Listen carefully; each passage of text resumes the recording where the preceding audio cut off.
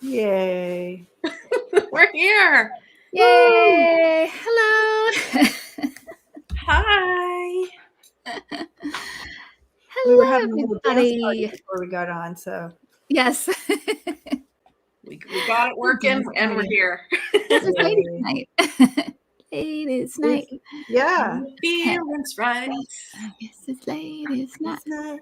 Oh, what a night. All right, guys. How's it going? How's everybody doing? How are you doing, Andrea? I am wonderful. Thank you very much. Thank you. You just had a big storm, huh, Andrea? It was pretty windy. Windstorm we had. We had the tail end of the tornado thing. But thankfully we're okay up here. And Yay. I'm embarking on my new career now, full-time. How exciting. How is it? Is it great? Are you? Oh my God, you I'm just so happy, and I've set myself free. And you know, for those of you out there, I feel for you, and if you can make a change in your life, you know, go for it. Right. Wow, do I feel so much better. Well, and also, you know, Andrea, I think that's a good point, because I think I think sometimes, I know I have done this in the past, where you think I want to do something. I just want to do it for a living. You jump head first and you go right in, and you think it has to happen right this second, but you really kind of built it over time and just kind of kept, just built it little by little. And here you are. And I think that's great. And I think that's another thing. If you don't have one source of revenue, being beholden to a corporation or job or whatever, that makes you feel very vulnerable if it changes, whether your choice or theirs, right? Yes. So to have something else on the go, which, as you said, I started developing 1.5 years ago, I felt perfectly fine. I wasn't afraid to leave. I felt I had a really good foundation to step into. So that's it really helps if it's not your only revenue source, right? Right. Exactly. Yeah, because you do it for all the right reasons. And so it's great.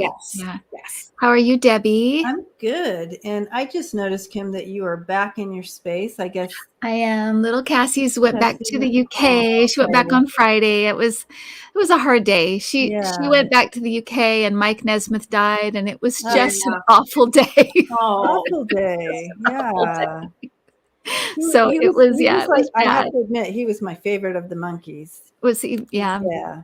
I was a Davy Joneser. I was too, Andrea. When I got older, I really appreciated the musicianship of the other monkeys. Yes. When I was little, that was my first crush, was Davy Jones. Right there with you. I love Davy Jones too, but I mean, we love all of them, but everyone, just like the Beatles, everyone has their little favorite. Who's your favorite monkey? That's what we're doing today. So such a sad day, but yeah, so she's doing good, and back at her little flat, and they'll be out here hopefully, by summer, living out here. So we're across our fingers. So, yeah. Oh, I just got the chills. I know, me too.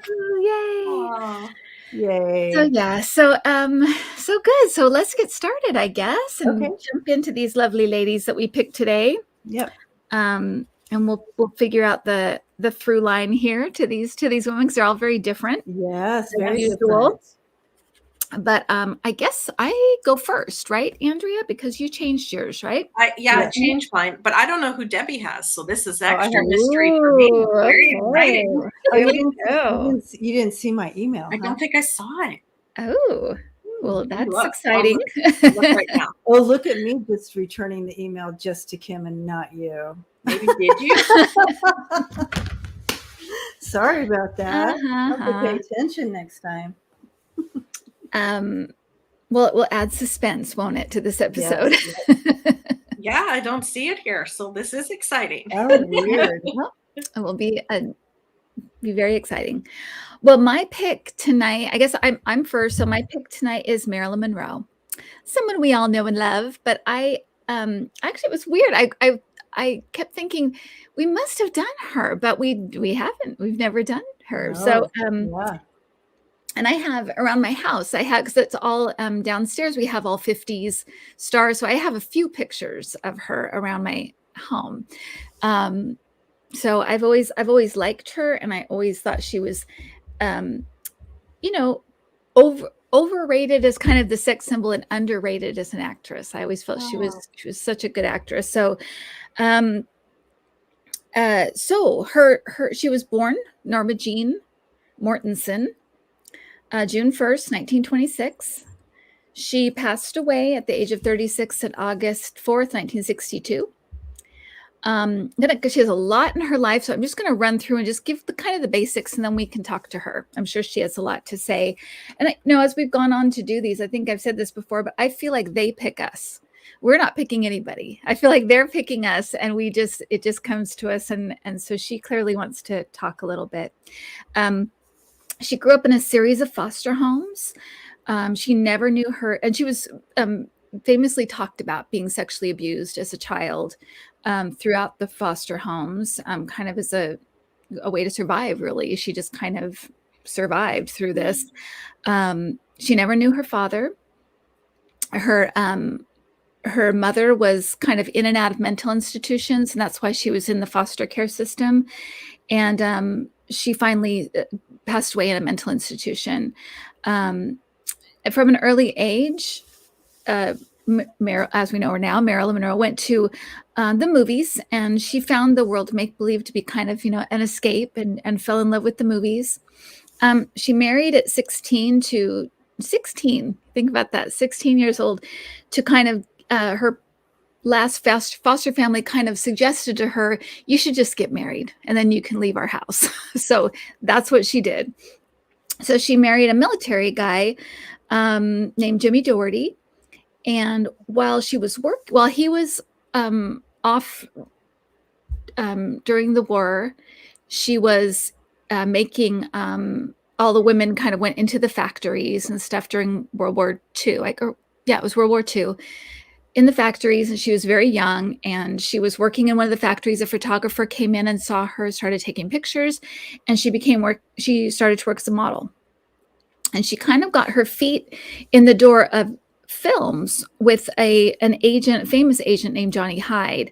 And this was kind of, I don't know for sure, we can ask her for sure, but I think this was kind of the start of the casting couch for her.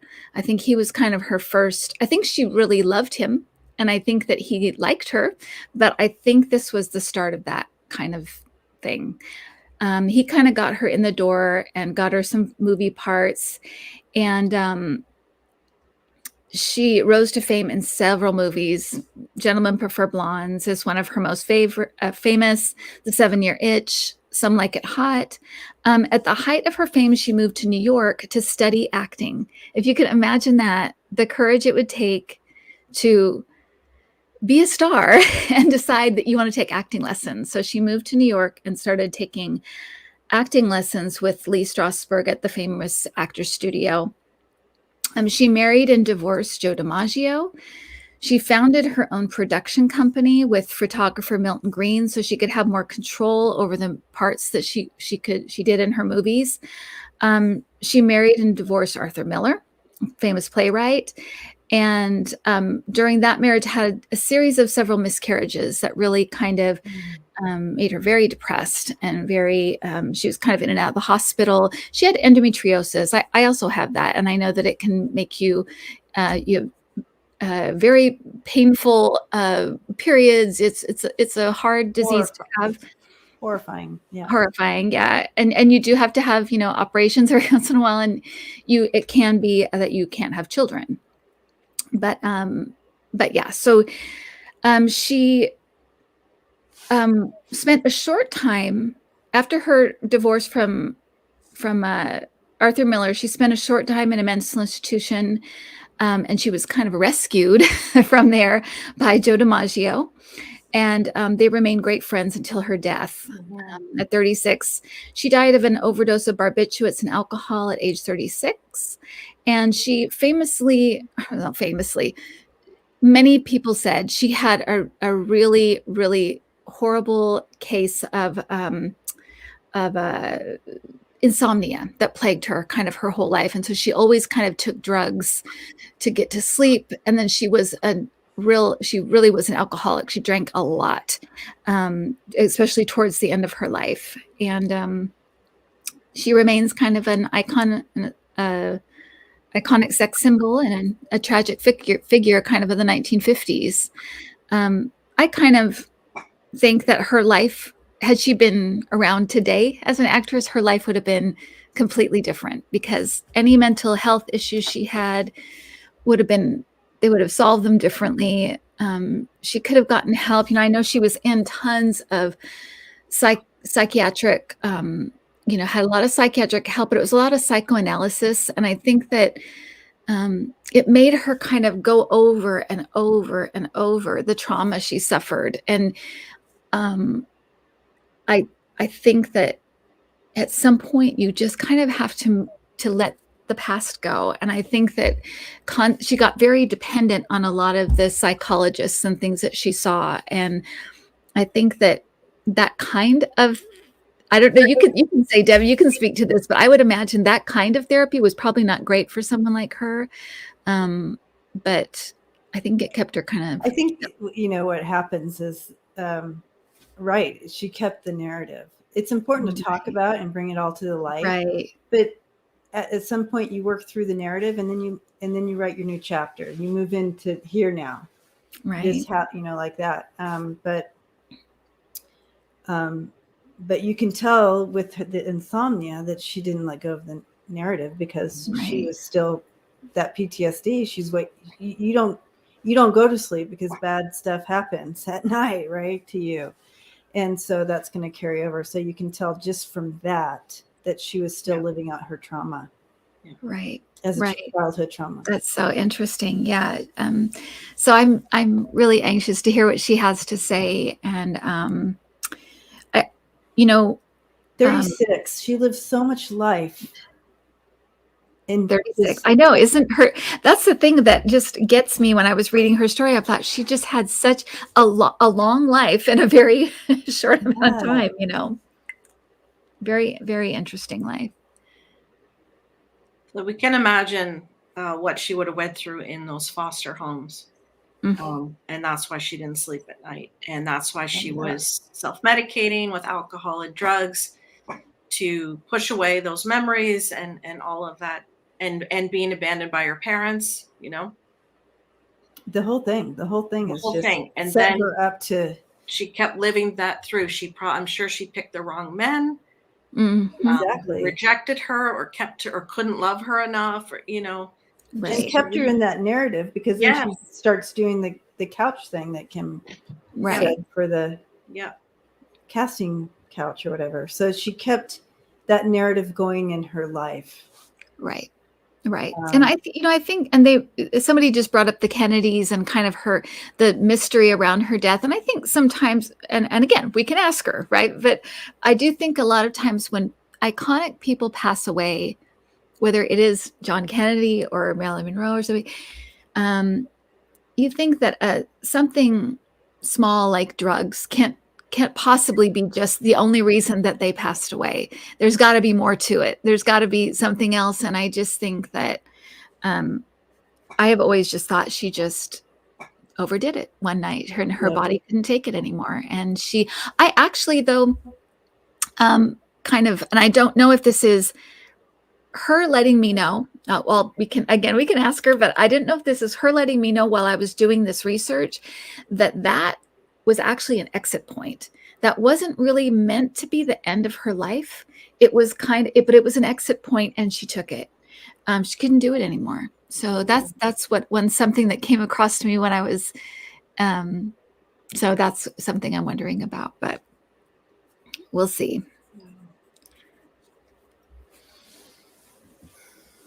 I just feel sorry for her. I feel like she was tossed around her whole life, right? She never belonged. Yeah. And I think she was a kind person. Her energy is very kind. I don't think she talked bad about people or, didn't hurt people, but.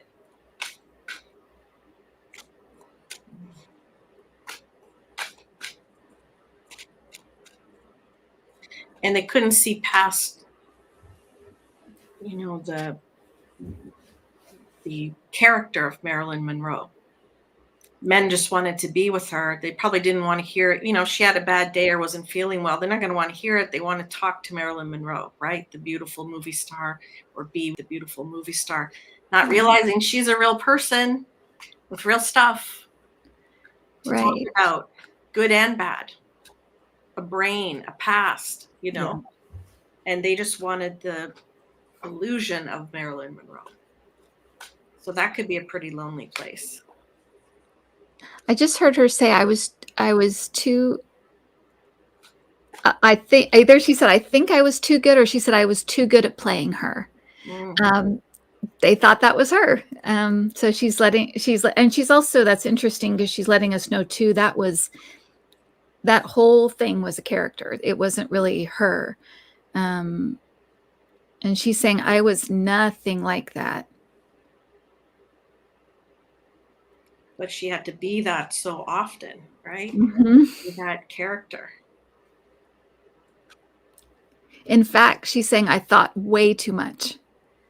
Thoughts and thoughts. She's just like thoughts and thoughts and thoughts. I wish I wish I was a dumb blonde, is what she's saying. I wish I was a dumb blonde. Then I'd had no thoughts, but it was thoughts and thoughts and thoughts and thoughts. To be released from those thoughts it was beautiful, she's saying. Yeah. So that's why those drugs and alcohol gave her some peace and quiet. She said, in talking about her exit, that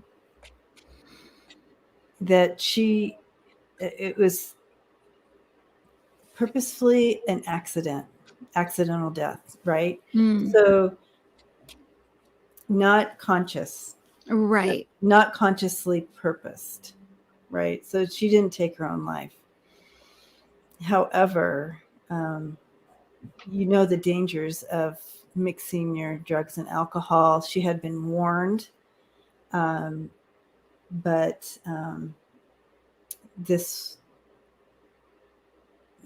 she had been warned, but she didn't heed the warnings, and this is what she did. Drank and took her, sleeping, whatever, and then to help her sleep, or all the other medications. It just was too much. We've seen that with other celebrities who have mixed their medication too much, like Heath Ledger took a combination of the wrong things. Good, cold medicine and other things. And good example. There are times when it is an accident, but I understand what you're saying, like almost unconscious decision to be done. And lots of drama with the Kennedys and that whole thing must have been very stressful. And she's saying, like, I was up and down. I was, she's not saying this word, but to me, it feels like erratic. It just like is up and down and up and down, good days and bad days. Yes. But even like her moods were very up and down. And she's saying, I was never, you're right, Andrea, I was never mean to people, but I would shut myself away and be completely inside myself. And other times I could put on the face and be the life of the party and smile. And but she's saying, it's so sad because she's saying, I knew that nobody wanted to see me, that other person. They didn't want to see that. So I felt that when I was in that, I had to hide away. And I would come out. Yeah, like when she was Norma Jean. Yeah. It was her real true self. She knew people just wanted Marilyn Monroe. Right. I think Joe DiMaggio was probably the one who could see both. Didn't he pay for her funeral and everything after the fact? Yes, he did. And he barred anyone from Hollywood to going to the funeral. So that's how he felt about it. She's just saying, I love Joe. Do you want to meet Joe? Yes. Oh my gosh, I'm freaking out, Kim. She Oh, was doing the same thing here. She's like, "Oh my gosh, I love oh, Joe. You want to meet I Joe? love Joe, and he loved me. He's I the one believe, person in life." yes. Yeah, she's totally doing the same thing over I here. think he was her friend too, you know, not Yes, just absolutely. boyfriend, husband, whatever, but friend. absolutely. And that's what she needed, were more friends. Yep. Wow. Ooh, I got goosebumps. I did too. And I did too. Because that's real love. They had real love between them. And for him to take care of her after the fact, after Mhm. she'd left, that just shows real love and dignity. And yeah, that's very nice. So And she's saying he was too jealous. He was too jealous as a husband, but as such a good friend, like a brother, such a good friend. Yeah. Oh. Sorry, Andrea, go ahead. Well, it's interesting because I got the mediumship card for her. So I asked if she had the gift.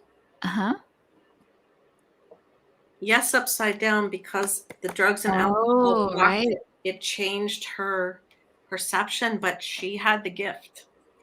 But drugs and alcohol would have clouded that up. Wow.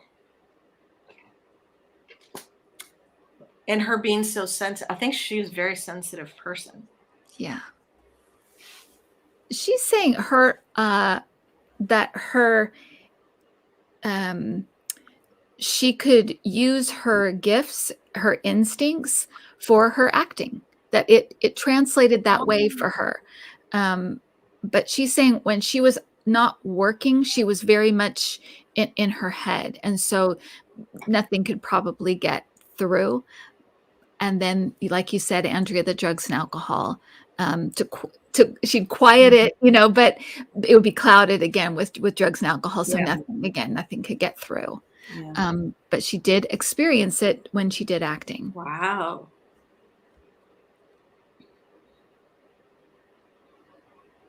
And to think she's still loved after so long, and still a sex symbol, or vision of loveliness, whatever you want to call it. Right. That's pretty powerful. I mean, her and Elvis, aren't they probably the two most. Elvis, James Dean, maybe, but exactly.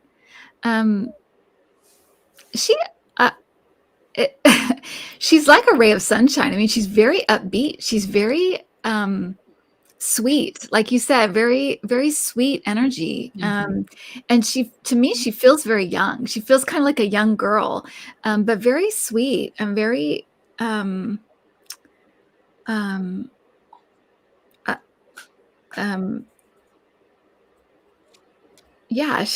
I just know people sometimes like to hear what.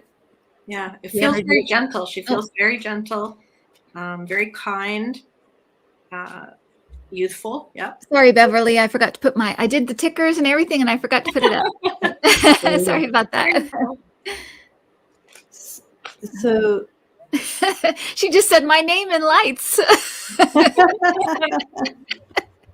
She's funny. She's a good sense of humor.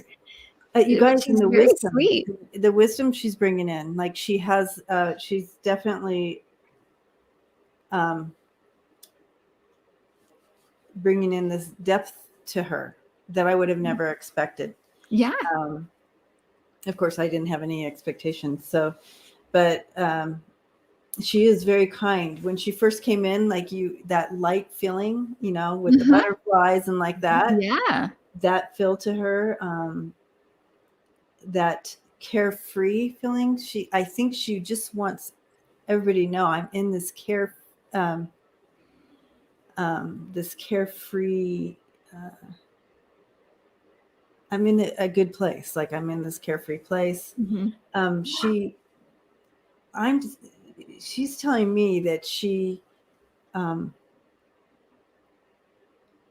will come back. But she as far as the industry goes, she does want another shot, but she wants to be taken more. She wants to be on the serious side. it's kind of to her, what she's remembered for is kind of a bummer for her, because she does have that wisdom part. She does have that serious side, but she never got to play that out. She never got to bring that as much as she. So she's remembered as the, the dumb blonde, and that's not who she was at all. And so if she does come back and she does get back in the industry or whatever, she does say she is planning a return. She's in line or whatever. Yeah. Timing, she says, the timing. That she wants to live out her true self.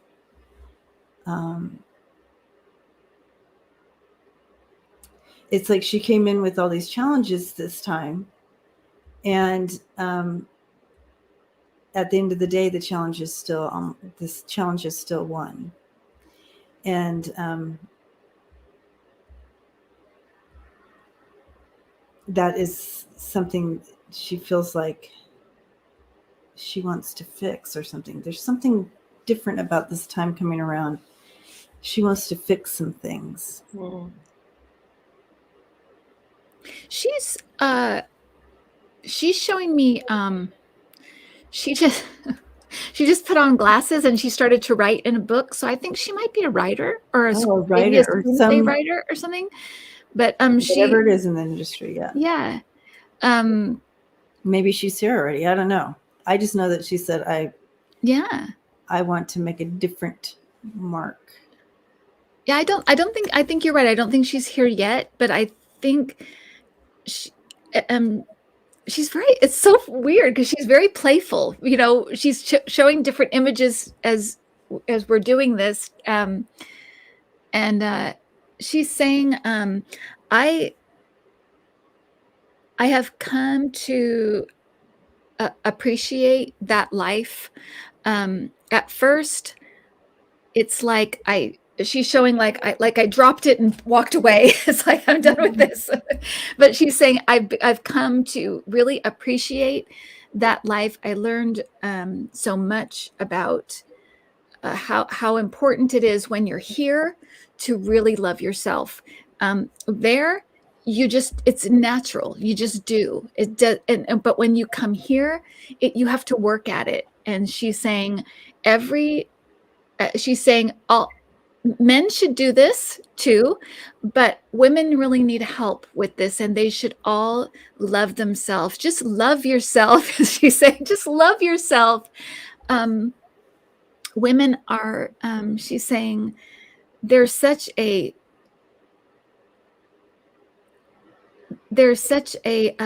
she's saying there's such a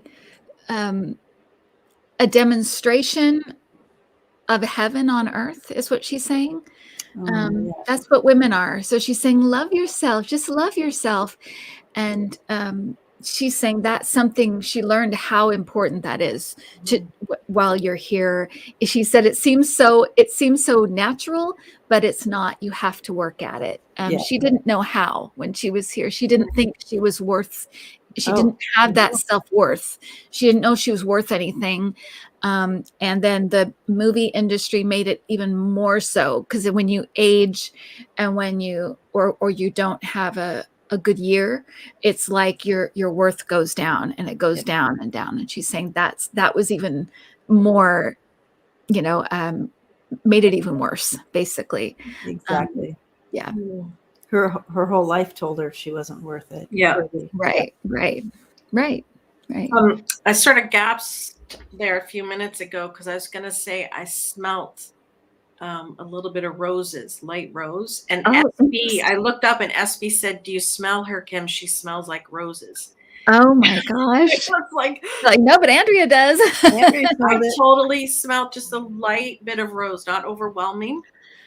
How interesting. I don't usually get smells, but I'm hoping that that will kick in at some point. Once in a while, I'll get cigar smoke or cigarette smoke, but I don't usually get like perfumes and things. But I hope to get that someday. Yeah. So that's awesome. I was just like, wow. When SB said, I was like, oh. She just said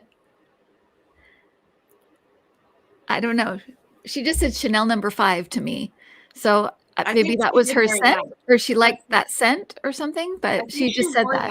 She said, oh, I went to bed with, the only thing she wears to bed is Chanel number 5. I think that's what. Oh, that's what it was. Okay. Because I remembered that I don't think Chanel number 5 smells like roses, but she no, smells but doesn't. Yeah. And I asked, what is her advice for other women and men can take this too, of course, to breathe, center yourself, calm yourself, steady yourself, and breathe. Don't get overwhelmed by everything, right? Center, meditate, focus. And on yourself. Honor yourself, yeah.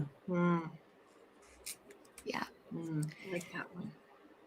So Love Peace just Googled her, and her scent was Chanel number 5. And it does have rose notes to it. Oh, there's rose notes to it. Oh, how interesting. She feels she's about, I'm sorry, 24. What's that, Andrea? She feels like she's around 24 years old. I feel like that kind of energy. She's very young. She's coming through very young to me too. Yeah. Yep. And thank you, Sherry. Thank you, Sherry. She's saying, I love you all. I love you all. So very sweet. Very she loves us. She'd be a good friend. I think she would be a very loyal, good friend. Yes. And I think she will be coming back as a woman when she comes back. Very feminine energy around that when I asked.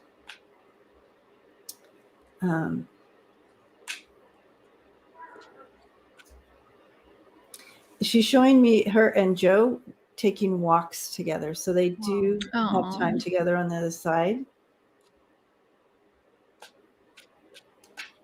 And they're actually planning to come back together. If that makes sense. So the same time period. So I feel like they will be in each other's lives again, but of course it all look different.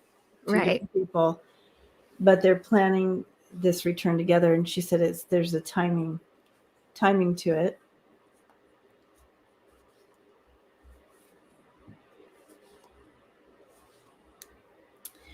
And Joni, Joni, just so you know, she sees your question and she said, call me anything. So Marilyn, Norma Jean, doesn't matter to her. She's like, call me anything. She's really funny. Very, again, so upbeat, so like happy, I'm so relieved to know that, it's not, I did kind of have expectations, I guess, because I thought maybe she'd come in more serious. Not at all. She's so like beautiful, kind of funny and happy and beautiful energy, playful. She loves beautiful things around her, like so like you would find vases of flowers and this and that. She loves those little things, and still on the other side, she surrounds herself with these little trinkets and beautiful things. She does still carry that feminine, but the joy in the small things, because she said she lived her life out so numb. Whether it was just escaping into her mind when she was younger, to then finding alcohol and medications and stuff to help her keep the haunting of the pain, she says. Right. That's an interesting way to put it. Haunted by the pain. Right. And the numbness. Now interesting. Yeah. But she loves, she's like, enjoy the little beautiful things, because that's part of recognizing that's the connection between, you know, if you have a beautiful stone, that's a connection. That's one connection between here and, you know, the other side, and to the universe. It's like everything's connected. Enjoy the beautiful things. Don't feel bad about having them. I don't know if she must have, you know, loved to have them, but kind of felt guilty having them. You know how she never felt worthy of anything. Right. She doesn't feel guilty anymore, and she's like, lavish, lavish me. Yeah. I asked her if there's any regrets, and what I saw in the cards was she wished she hadn't been associated with, near, or whatever, some of those shady people, some of those sinister, shady people in her life. That's she would have preferred not to be around that sort of thing. And fair enough.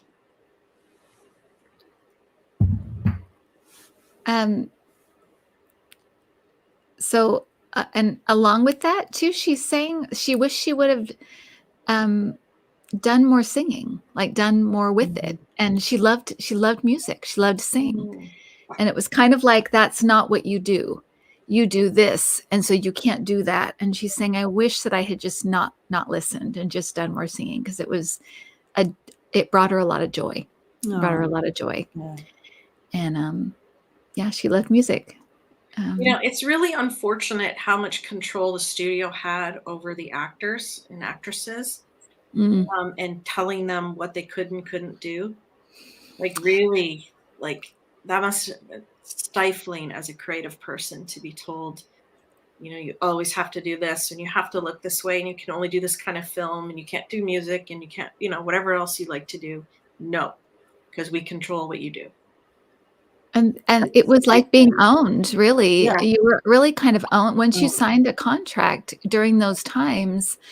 And I think especially for women, but you know, men too. You were part of, you know, project of the studio, basically, and they owned you, and they protected you, but it came with a price as well, because you were never kind of your own person. You kind of just had to do what they said. Not weird, and you know, the actors were so controlled, and I'm sure today to some degree. Yeah. Well, we've just seen with like Me Too, you know, that stuff was happening still, you know, just a few years ago, and I'm sure it continues. I mean, people are still getting, not done, you know, yet, yeah. She's showing me that there's a revamping going on. Things are coming to light. But it's still present. Mm-hmm.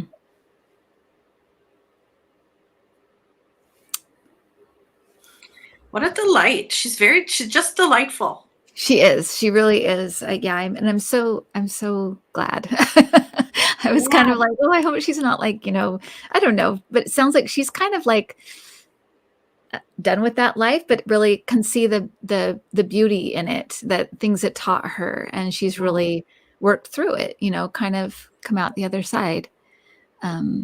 But imagine the spirit we're feeling right now in that circumstance, and going through all of that, and in that body, because her spirit is so like joyful and fun and kind of, you know, she was bubbly and light, and to be in that circumstance, it just, it didn't fit. It's like it didn't, you know, it wasn't, very sad.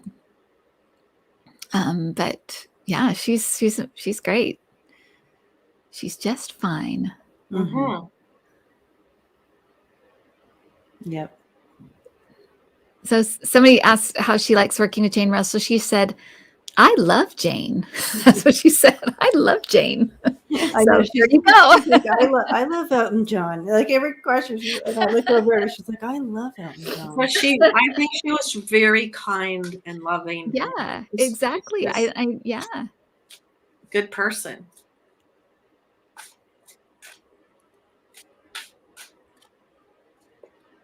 She said when she comes back, you won't recognize her.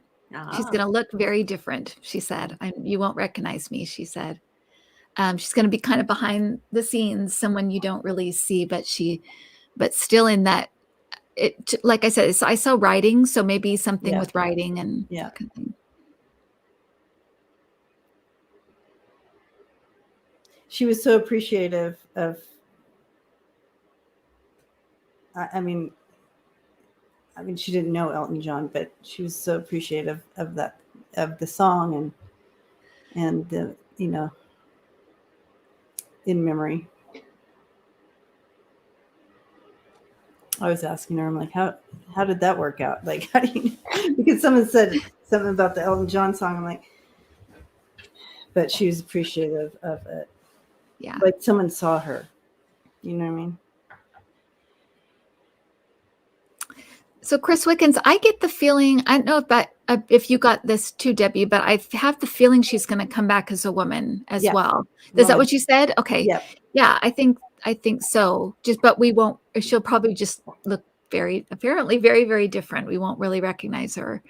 But anyway, well, thank you, Marilyn. That was really fun. Yeah. It was.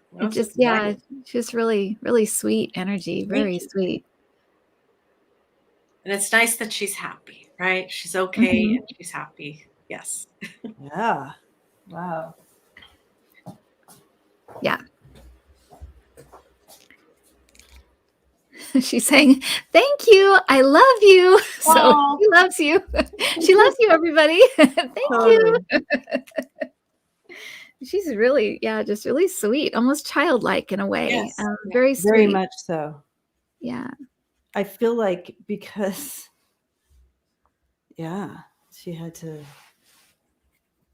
survive her life, that when she went home, she was just kind of embraced as a child, to allow to really be and grow and have that childhood that she didn't have. And she's just embraced that. Yeah.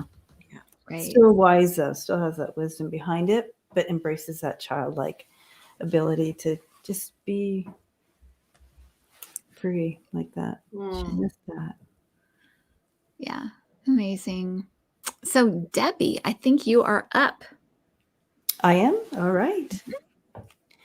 Okay. So the next person, and I find it interesting, and also that she's going right after Marilyn Monroe, is the person that that I want to bring in and talk to is Sheila Michaels. Y'all know who she is, right? Everybody's like, what? No. My angel light just came on, just so you noticed that. As we were saying goodbye to Marilyn, it clicked on, and I was like, that's so weird. So it's, that's really weird. Yeah, we don't know how that happens. Like when I turn around, there's nothing there. It's just through the thing. So I don't know. And my light's not on. My light here, but this. She wants to watch the rest of the show. So weird. Okay. So Sheila was born on May 8th, 1939, and she passed June 22nd, 2017. She was an American feminist and civil rights activist, and she's credited, this is my favorite, with bringing in Ms. So you know how there's Mrs., Miss, okay? So she popularized, and I'll get into that. She brought that in. So as a default form of address for women, regardless of their marital status, that you could use that. So she's the one that did that. So, I mean, in my mind, I never thought about where did that come from. No. But here, we're going to get the story. So she was born in St. Louis, Missouri, to Alma Michaels and a playwright. She was a playwright. Alma was a playwright and theatrical producer. And her dad was Ephraim London, a civil rights attorney. Interesting. Her parents were separated at the time that she was born. And her mother did not want to live with a young child, so she was sent to live with her grandparents in the Bronx. But when she was about 8 years old, she was sent back to live with her mother after she was not a young child anymore. Okay, so at that time, her mom had married her second husband, who was a very wealthy metallurgist, and I don't know what that is. I meant to look it up, but anyways, it doesn't really matter, except that I was interested in what's a metallurgist. Anyway, someone might know.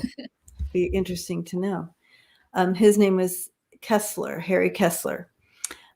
She was given the last name Kessler at the time, but many years later, her mother and Harry Kessler, disapproving of Sheila's political activism, disowned her and asked her to stop using the last name Kessler, at which time she changed back to Michaels. In 1957, she graduated from high school in St. Louis, and after high school, she attended the College of William and Mary, but was expelled in part for writing an segregationist articles for the student newspaper. So she was expelled for writing stuff in the newspaper there. After a period of time living in St. Louis, working entry-level jobs, Michaels moved to New York City in 1995. She was a member of the Congress of Racial Equality. In 1961, she attempted to put the term Ms. into use when she saw that she thought she saw a typographic error on an address label. And so Michaels was looking for a title for a woman who did not belong to a man. So this is when Ms. Now, during an interview on a radio show,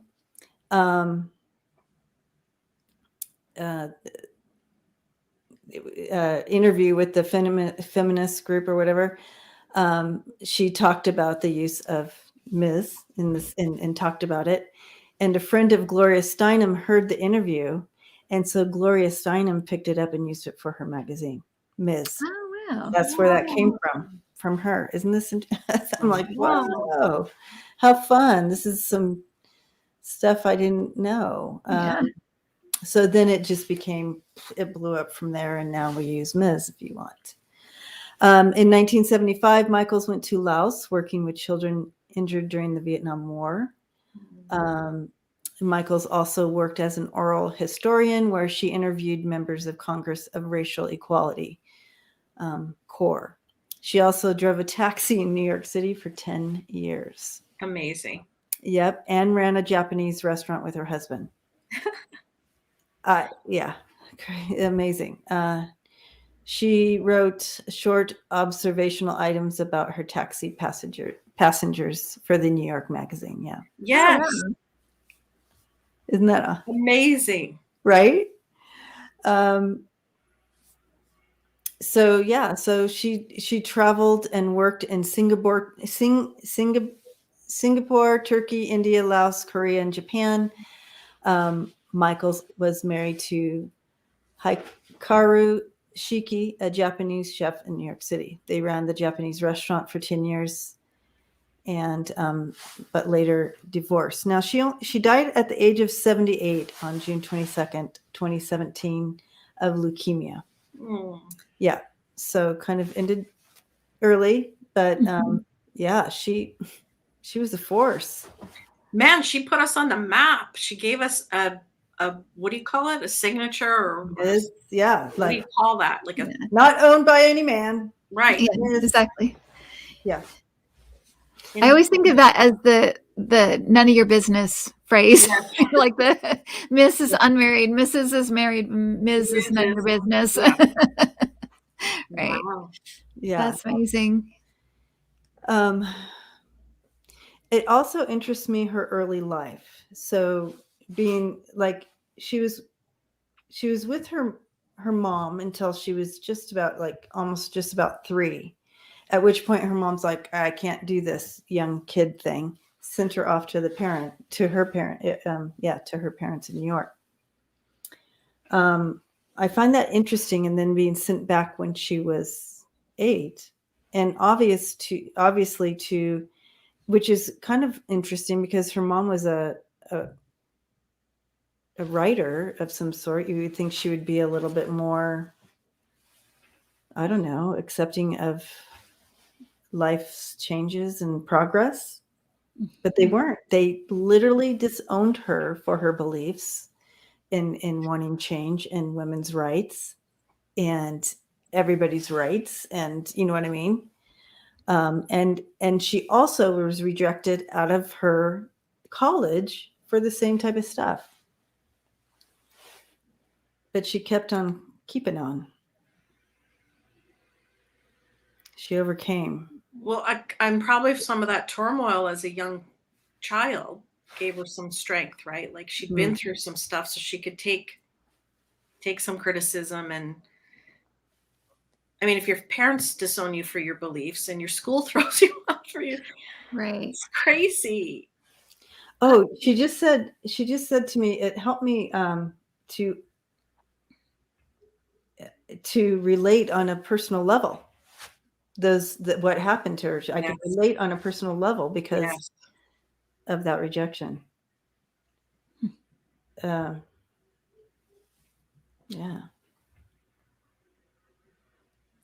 She was stubborn. She said I was stubborn. I was just gonna say, that is so funny, Debbie. I was just gonna say she's making me feel like she was she's very obstinate, very set in her ways, and was always like that.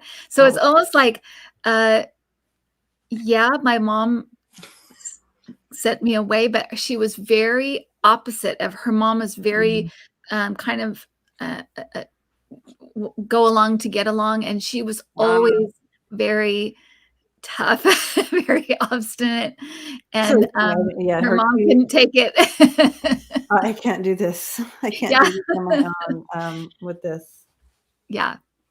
But that's who she was. She's like, even if they tried to change me, I wouldn't have been able to change. It's who I was. Exactly. I was born that way. I really was like, that's the way I was. Yeah, people wanted her to toe the line and live by the book, right? Follow an order, don't do anything.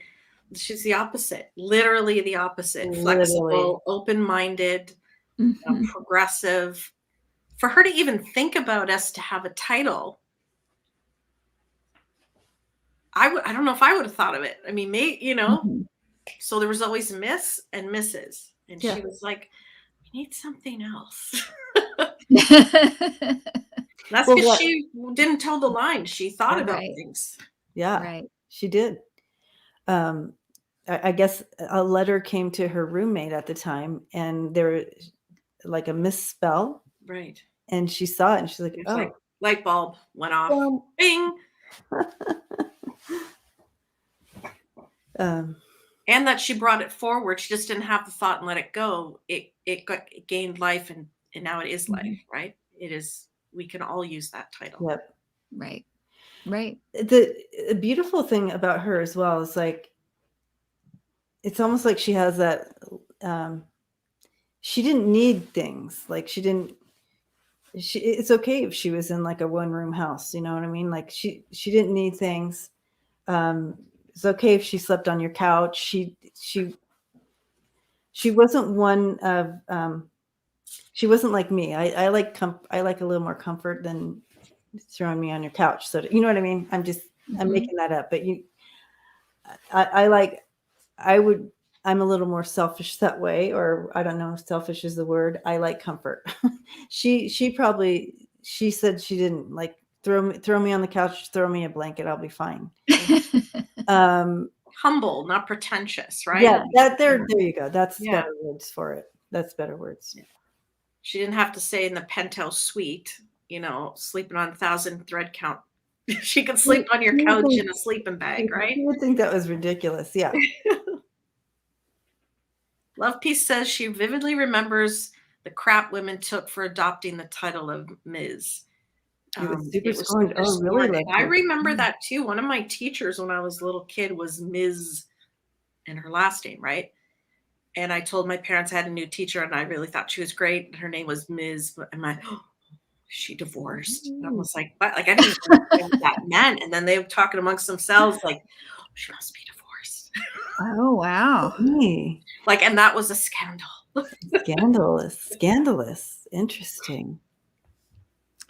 She is making me feel like, I'm getting like a ringing in my ear, but she's making me feel like that. It's like that was more than that title. That was a little piece of freedom and kind of women taking back their right to label themselves what they want to label themselves. It's almost like you could do what you want. If women had to have a label, we're going to choose it. We're not going to let you choose it. We're going to choose it. So it offered freedom in some way. So she's saying that was more than just a little, precursor to a name. It meant something. It meant a little bit of freedom. Because men are always Mr. When they get married, they don't change Mr. to, whatever. Mm-hmm. An indication that they're married. They always stay Mr. Yeah, it's like she said, not to be owned, belong to a man. I don't belong. You don't belong to the man. You can be married to him, but I don't belong to him. You know what I mean? You don't have to identify as belonging to a man or not. Right, you are right. Independent. Yeah, that's right. Getting empowered. Yes, empowered. I know, right? I am. Her energy is so different than Marilyn. I know. It's women forever, right? Just, empowered and independent. Her energy almost feels a little masculine to me. It feels very tough, very, very like I can't imagine anyone pushing her around in her lifetime because she just seems like you said, kind of a force. Her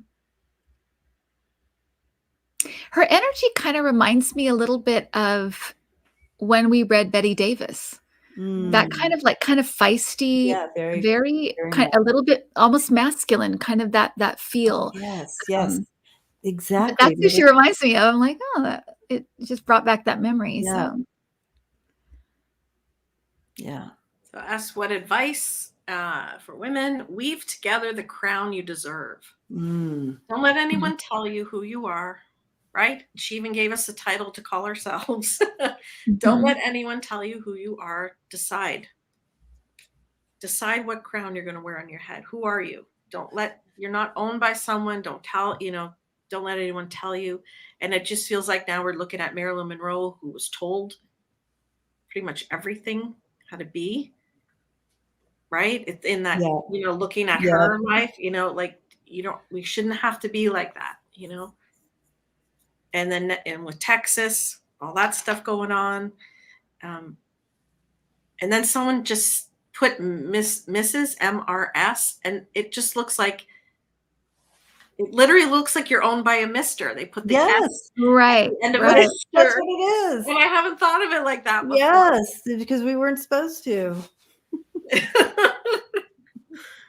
You were a miss, you had an S, and they just took that S away, put it on now you're his S. That's his miss. That's crazy. Chris, so I asked her that. It's interesting that you said was she bi, and she said no, she had already told me no. I wasn't even going to bring it up. I got the same thing, Debbie. I'm glad you said that. Yeah. She said I was very, very aware of my equality to my husband, and he always treated me as an equal. Yeah. That was kind of the success of their relationship, was that he accepted her as an equal, and she would not have accepted anything less. So it worked. It worked for a while. Anyway. Yeah. Until it didn't. Yeah. But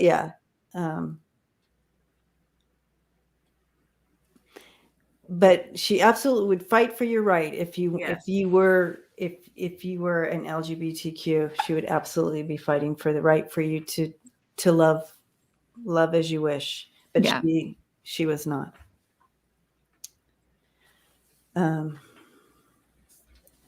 very smart, woman. Reading, I just see her reading constantly. Learning, reading, talking, listening, a lot of listening. She always had a notepad with her, that's for sure. Yeah. Okay. Always writing stuff down.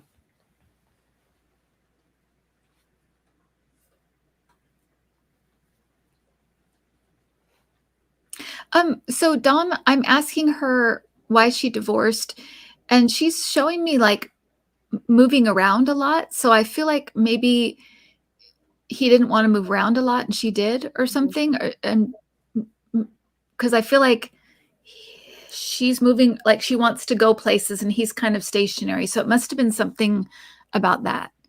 I don't know. Do you guys get anything else about why she divorced? That's what I'm getting. I think it's just their lifestyle. I think they want different things out of life. She was all over. Yeah, she was. Yeah, I don't sense fighting or jealousy or anything. No, not at all. Like kind of a mutual, okay. You do you. Yep. Yeah. She had lots of irons in the fire. She had things. She had, she had this, like she came in with this. And I think he respected that too. Yeah. I think it was like just a mutual, okay, like, yeah, I respect that you want to do all that stuff and I don't, and we respect each other and we're going to part ways. Mm-hmm. Yeah. Oh, the Taxi Diaries. I love that. Is that what it's called, Susan? What great source material. Oh, fun. Every day she's meeting all these kinds of characters. My goodness. I literally drove for Lyft for 5 minutes.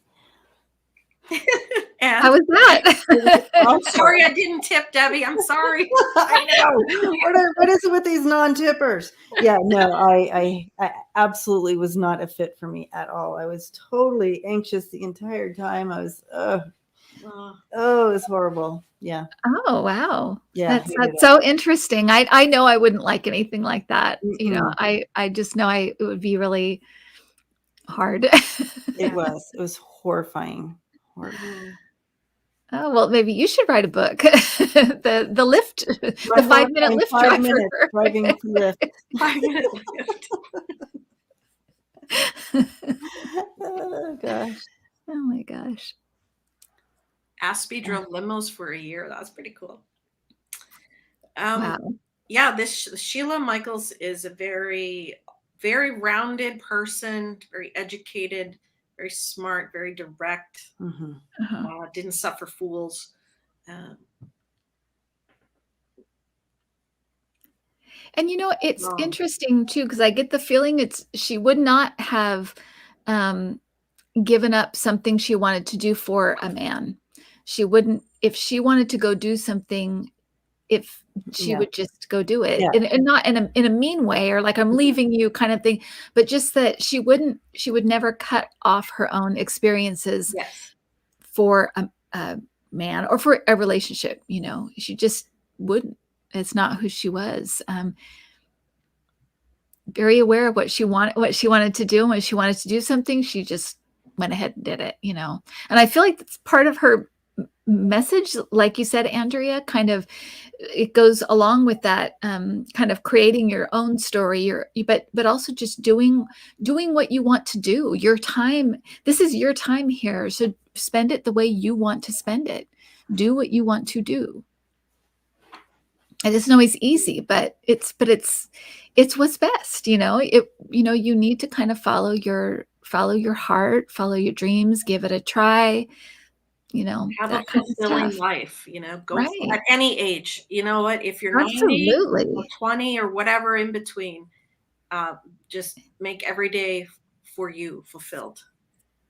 Absolutely. Amen. Getting pumped up again. I know, right? Yeah, and I just what Faye said about 1971, a woman couldn't even get a credit card in her own name. I mean, oh yeah, no, and you got letters addressed to you saying, Mrs. George, whatever. You know what I mean? You didn't have it. Yeah, that was always weird to me, that you'd have to take on the full name of the husband. I'm like, I never understood that. Addressed to Mrs. George Clooney. Yeah. Well, if it was clearly, maybe that's a different Okay, story. okay. You know, George, that okay, sounds okay. too bad. Okay. I'll take Not that. always Yeah, bad. We'll take it. Make an exception. Yeah. But yeah. But you know what I So mean. So And wow. also to that point, there are women who love to take their spouse's name and really get excited and love to be called. Yeah, Mrs. they do. And so that's okay whoever. too. And there's nothing wrong with that. Nothing. But I love the fact that something was brought forward for the in-between, for the people who didn't want to be called one or the other. Right. Good point, Andrea. Absolutely. And the excitement of that and the building up to that and that's perfect. Yeah.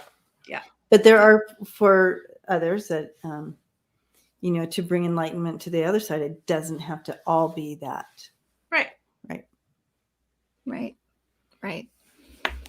Wow. Well, thank you, Sheila, for coming Yes, in and sharing. Yeah, she's quite a force. And again, like you said, so different from our first. Oh, yeah. So it's like, oh. Just pass the baton to all of us to keep the message going. And I think we all need to hear that. Janine said I needed to hear that, and I think we all need to hear that. You know, we forget, you know, because we get caught up in whatever we have to do, and this is, you know, and I think we forget. We all need to be reminded to, you know, it doesn't have to be all at once your whole life, but you can weave it into your life, the things you love and you want to do and be part of. I think it's so important. Yeah. Put yourself first. Don't be in the back seat. Yeah. No. In your own life. Right? Yes. Yeah. Exactly. Women default to. A lot of women default to, you know. And like you said, some are comfortable with that and that's great. Awesome. Right. That's right. Yeah. Well, thank you, Sheila Michaels. That was amazing. That was a great pick, Debbie. She just passed the baton to all of us too. We got to keep it going. So that leaves Andrea. So Andrea, who is your pick? Well, I picked another Hollywood icon. I picked Shirley Temple. Yay. So we all know Shirley Temple was a child star. She was the biggest box office draw during her time as a youngling. She was born in 1928. She was married twice. She had 3 kids. Her first marriage, she was only 17 and she had a daughter. And then later on, she went to marry another man. And that's where she took the name Shirley Temple Black. So for a lot of the rest of her life, she went by that. But we're going to talk about Shirley Temple. So she was an actress, singer, dancer, diplomat, and political activist. And I have to say I'm embarrassed because I did not know that she had the following jobs. U.S. Ambassador to Czechoslovakia under George Bush Sr., Chief of Protocol of the United States under Gerald Ford and Jimmy Carter, and U.S. Ambassador to Ghana under Gerald Ford. I did not know that. Mm-hmm. Sorry. Yeah, I didn't either. Wow. She was, I didn't. I think I knew she touched near politics, but I didn't know she was that involved. So she started making movies at 3 in 1931. She retired from film at 22 years old in 1950. So much like we were saying earlier of Marilyn Monroe, when your looks fade and you get older, you get offered less roles, etc. Mm-hmm. It really happened to Shirley Temple when she lost that, you know, little girl look. It didn't work into her late teens and early 20s. So she retired at 22. Speaking of the casting couch, when she was in her teens and she was sort of, you know, they're trying to figure out where to put her and what kind of movies, she went to meet by herself a studio executive who exposed himself to her. His, you know what? Mm-hmm. And she was nervous and she giggled and he fired her from the studio. And that was obviously his male ego. You know, he probably thought she was laughing at him, but she was just laughing out of nervousness. That's right? The situation. So again, disgusting. And, you know, the fact that he would have the power to fire her. Mm-hmm. Anyways, unbelievable. Yeah. She started her diplomatic career in 1969. So between 1950 and 1969, she did smaller roles, guest roles on some stuff. Like she was no longer a big movie star, right?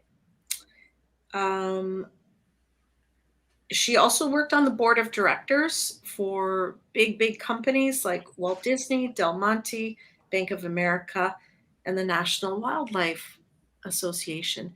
So what I'm sensing from her and what I love is that she was so beloved, right? Everyone knew Shirley Temple's name. She used that for good, right? Mm-hmm. She did diplomatic work. Yep. She worked on board of directors. The fact that she was on the National Wildlife Association really makes me happy. And the guy she married, he was loaded, apparently. He was one of the richest guys in California. His parents were, I forget his first name. Oh, Charles Alder Black.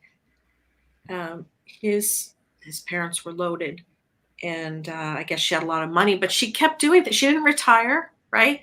She didn't fade into the background. She brought her name forward for causes and things like that, and still wanted to do things. And I think that's great. And the other thing I wanted to touch on was her mother was one of the, I think the first, if not one of the most famous sort of, what do they call it? Backstage mom. Stage mom. Right. But the more I was reading about it, I don't know about that, because they're making it out to be that her mom was really difficult, and we can ask her if we want, but her mother, her parents, especially her mother, because her mother was on set with her all the time, she realized that her daughter wasn't getting paid enough. I think it was something like $150 a week or a year, something not very much. And they got her $1,000 a week or whatever it was, right? It changed.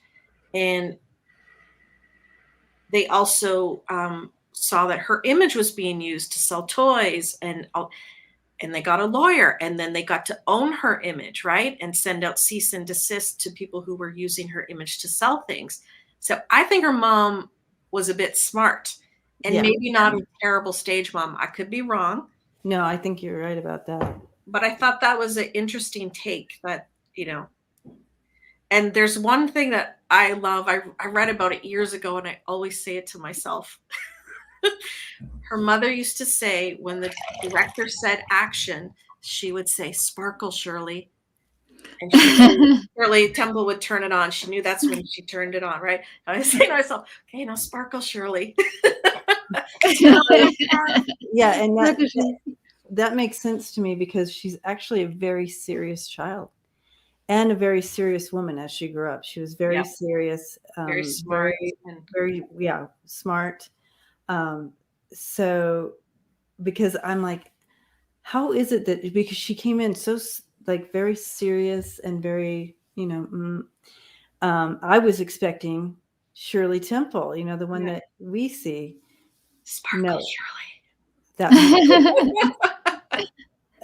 because I'm like, wow, do I have the right person here? Because she is nothing like who we saw, except that she is loving and kind. Oh yeah. But she's very, very serious. You wouldn't, and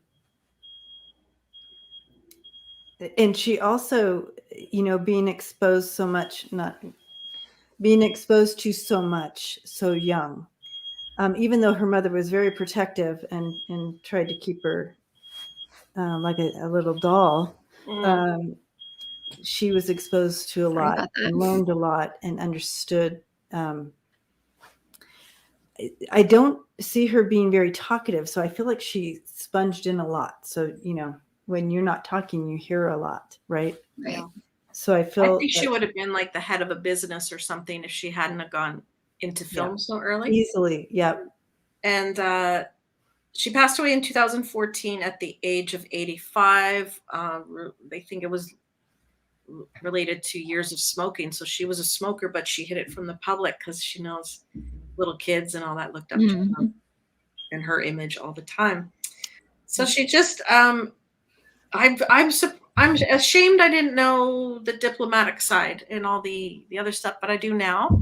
Yeah, it makes sense. And that I love that she lent her name and her brains. This wasn't just her name. Smart lady. To help make the world a better place. Yeah. Using her platform for good. Yeah. Yes. She's actually saying she was a lot like her mom. Her mom, she's saying her mom was bound and determined nobody would take advantage of them, and was very, very protective of her, and had very strict rules for the studio that she would not let them cross the line. If they wanted to keep her a little longer or do this or that, nope. She made her life, she's saying, as normal as it could be. Without her mom, she's saying, I would have been eaten alive. I would never have survived that industry. She saw many people fall into lots of things, and she's saying her mom that's who protected her. And you're right, Andrea, her mom was very smart and knew how to not back down. She was a fighter. But she's saying I'm a lot like my mom. Her mom was, and you said, her mom was very serious. She had a very serious side, and also a side of her that didn't want to be put in a box. They wanted her to do things that were Shirley Temple like later, and she's like, no, I don't want to do that anymore. I want to do. And then they were like, well, then we're done. They wanted to keep her in some kind of box, and she didn't want to do that anymore. Again, they're controlling your image and what you do, instead of being open-minded and seeing what else can she do, in the movies. Right. And I think her mom got a bad rap. I think that was the way of the studio spinning, right? Because a strong woman came up and said, no, this is how much my daughter's going to get paid now. And, all this kind of stuff. I think her mom probably got a bad rap. And I just have to wonder what it must have been like. See if we can ask her to be, 3 years old, so young, into the movies, and then become so famous. Mm-hmm. So famous, the biggest box office draw. What was that like? Did she even understand? Did she just think, oh, I'm going to go play on set today? Or did she comprehend who she was? She didn't, at first, she didn't understand. Her mom really separated these two worlds. I see she's showing me the time, like when she was away, like you go and do this for this many hour, whatever, and then you're here, and we have quiet, and we have we're studying, we're learning, and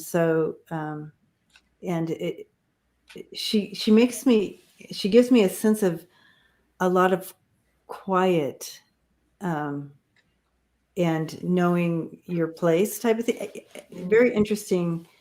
Away from the studio feel to this, but in what she's showing me, you would never know that you're a huge star, and I should have cakes and candy and all the, whatever, like a kid. I should have all this. It wasn't like that. But as soon as it was time to go, of course you're dressed up and you go, and this is your presentation. This is who you're bringing, and then you're in all the lights. And as she grew older, she had a better understanding, because you couldn't shelter her from it. So she started to understand her role. I'm getting she grew up kind of fast. When she was able to understand stuff, she grew up pretty quickly. So she may still look a little cute and sweet, but she was pretty smart, pretty savvy. And she heard a lot of things. She also experienced some very negative things, she's saying, herself, which made her be leery. She said there was a lot of wolves in sheep clothing, and she, you're bitten once, you become aware, and so like this. So it's kind of how she's describing that. She's not showing me any details or anything, but she's just saying wolves in sheep clothing. You understand very early on to be aware. But she loved dancing. She loved all that. She enjoyed that. She was born talk about born gifted. Yeah. And her parents must have realized that and got her in. She had 2 older brothers, I believe.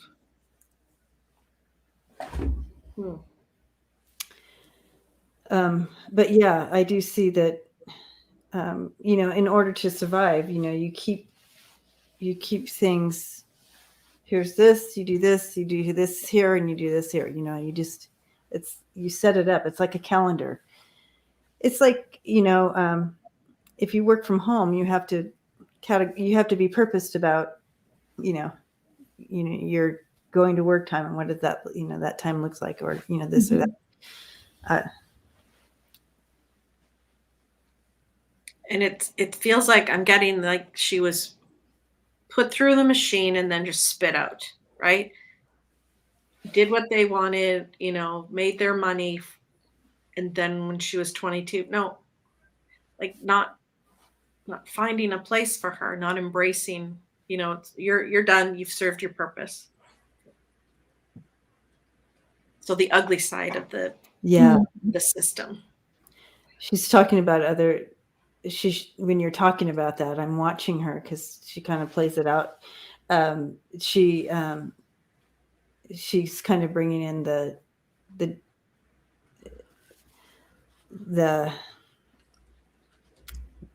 child stars that have to deal with that, and the fallout is the word I'm looking. The fallout of child stars that have to deal with that abrupt stop, and how, trying to find your way back. She chose to,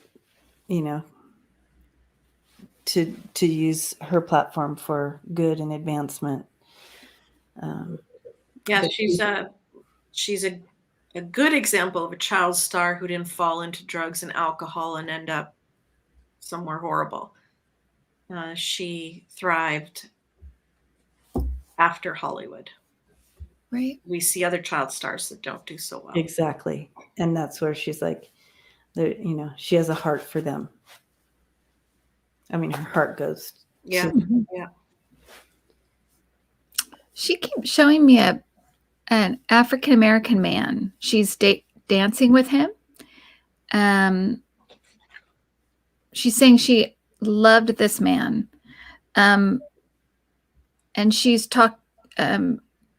I don't know if it feels like she was very concerned with the civil rights movement. I don't know if she was involved in it, but it's like it was something that was hard for her to understand her whole life, because from an early age, she was with lots of different kinds of people and she didn't really understand this. And being the ambassador to Ghana, you said Ghana, was such an honor. She absolutely loved it. And she loved the people there. She said the people were so beautiful, so good. So his name was Bojangles, Chris says. Bojangles, okay. Yeah. Oh, Bojangles, okay. I absolutely remember Bojangles. So, yeah. I don't remember any Shirley Temple, but I remember that. I remember that scene. You can see them dancing, right? Dancing together. I got to meet her when I was a hostess at a restaurant. She came in and I sat her. Wow. But it was when she was ambassador at the time. It was like in the 80s. Wow. So I was very young, but I did get to seat her. So I took her to her table. Isn't that impressive? Did you know who it was? Oh yeah. I recognized her. Direct connect tonight. I know. And my dad sat next to her on an airplane one time. And that was the happiest thing in my childhood. So, oh yeah, we knew her. She was our best friend. Way back. But it's interesting when you have those brushes, because it's just one person in this whole wide world. And I'm like, what are the chances you get to seat Shirley Temple at some time in your life. So anyway, Wow. just had to Well, throw just- that in. I'm sure she remembers too. I'm sure it was a highlight of her life as well. I totally remember. 100%. She's laughing. Funny. But she feels kind of on the Sheila side versus the Marilyn side tonight. Yeah, She's very she definitely strong, does. Very smart, much so. not overly funny, if that makes sense. Not at all. Kind of More business, serious, Business. yeah. a business mind, and not the little curly-haired girl. Mm-mm. But again, very bright. All of the Very women smart. are very intelligent and in different ways, you Yes, know. But all she was, very bright. Yeah. Very smart, very smart. but very business. Like, just if she hadn't been in Hollywood, I'm sure she would have been gone to school for business or something. I don't know. Right. Had her own Right. company by 20 or something. Yeah. Well, awesome. Well, Wow. thank you, Shirley Temple. What Yeah. amazing. Shirley Temple. That was, great pick. Great picks tonight. That was really fun. Yeah, very fun. They're all very different, you know, and very different trajectories of life in their lives, you know. Very, very interesting. I'm always so honored to meet them and get to have this conversation and feel their energy, and it's pretty cool. It is wonderful. I love this show and what we get from it. And tonight I feel energized from these ladies reminding us to go for it and don't be held back. Yes. You know, show who you are. Like Shirley Temple could have been laughed out of every room she ever entered because she was Shirley Temple, right? Are you going to take her seriously? Yeah. Right. She's hobnobbing with politicians. She's traveling the world. She's on boards of directors. I mean, amazing. Doing it. Yep. Wow. Well, what a yes. Let's take the torch. Exactly. Whatever it is, the wand. Exactly. I think that was kind of the thing, right? Do what you love. Don't let anyone tell you what you can or can't do. You know, like you said. And it started off that way too, Andrea, because you have stepped into your true north here. Yeah. Absolutely.